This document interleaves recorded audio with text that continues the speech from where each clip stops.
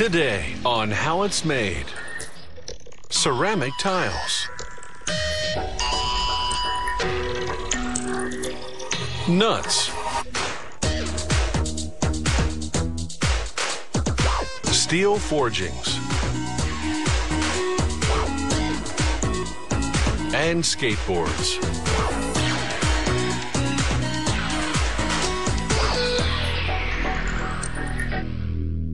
Skateboarding may have started out as a simple outdoor pastime, but in the last few decades, it's evolved into a popular thrill sport. Professional skateboarders are known for performing spectacular aerial maneuvers, achieving speeds and heights the early skateboarders could never have imagined.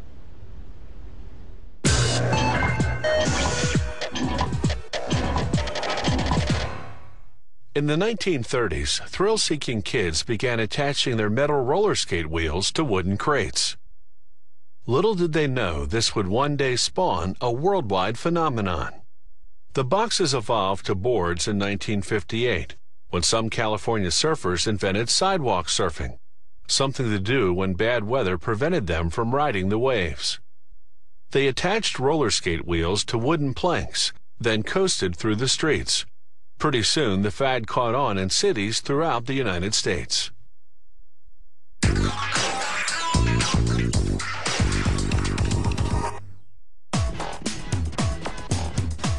The deck, the part of the skateboard you stand on, is made up of several thin sheets of wood called veneers. Inexpensive boards use fewer sheets and lesser quality woods. These high-end boards use a full 7 sheets of top-quality maple. Only the top and bottom veneer sheets will actually show, so their exposed side is sanded smooth, and the other side gets a coat of glue. The inside sheets, meanwhile, go through the glue spreader, which saturates both sides. This adhesive is specially formulated to withstand vibration and shock. Workers stack 35 sheets of veneer, the equivalent of 5 skateboard decks, and place them in a mold. Skateboards vary in size and shape, so there's a different mold for each model. A press applies 44 tons of pressure, compacting the sheets and bending them to the shape of the mold. Excess glue squeezes out the sides, binding the 5 decks into one block. They'll be separated later. The block comes out after 3 hours. Now they drill 2 sets of holes through the block. These are for mounting the front and back trucks, the pivoting metal axles that enable the skateboard to turn. Now it's time to give the rectangular block a skateboard contour. They select a template in the general shape of the model they're making. It has pins underneath that fit snugly in the truck holes they've just drilled. This holds the template still while they do what's called the rough cut, sawing around the template, leaving a 1-inch margin. Cutting off the excess separates the 5 decks. Now they contour each deck individually. Using a precise template, they run the deck against a cutting blade until they have the final shape. Now, using a router, they round off the top and bottom edges.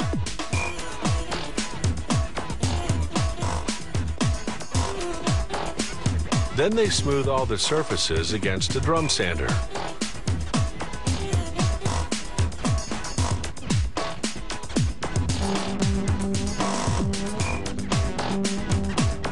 Now they switch to a buffer, which uses a combination of brushes and fine grit sandpaper to remove any rough wood fibers. The deck is now perfectly smooth.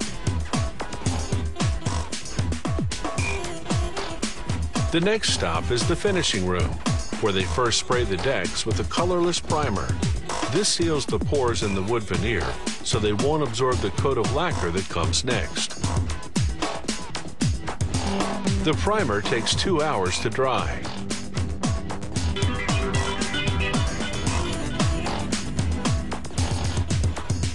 Next, they spray on a coat of clear or colored lacquer. It leaves a protective high-gloss finish.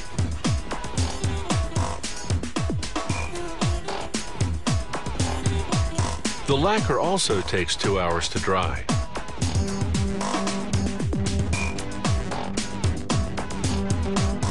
The final step of the finishing process is applying the decoration. The bold graphic designs are printed on plastic sheets. The skateboard factory either buys them ready-made or produces them in-house using its own silkscreen printing equipment. Workers center the design sheet, then feed the deck through a machine that applies heat and slight pressure simultaneously. The heat, 390 degrees Fahrenheit, induces a chemical reaction that melts the ink and lacquer. When the plastic comes off, the deck is finished. Decks of this caliber are sold unassembled in specialty stores. They're designed for serious riders who want to customize their skateboards. They pick and choose from different types of trucks, wheels, bearings, even the bolts that hold everything together. All these factors determine how fast or how fancy their skateboard will move and maneuver.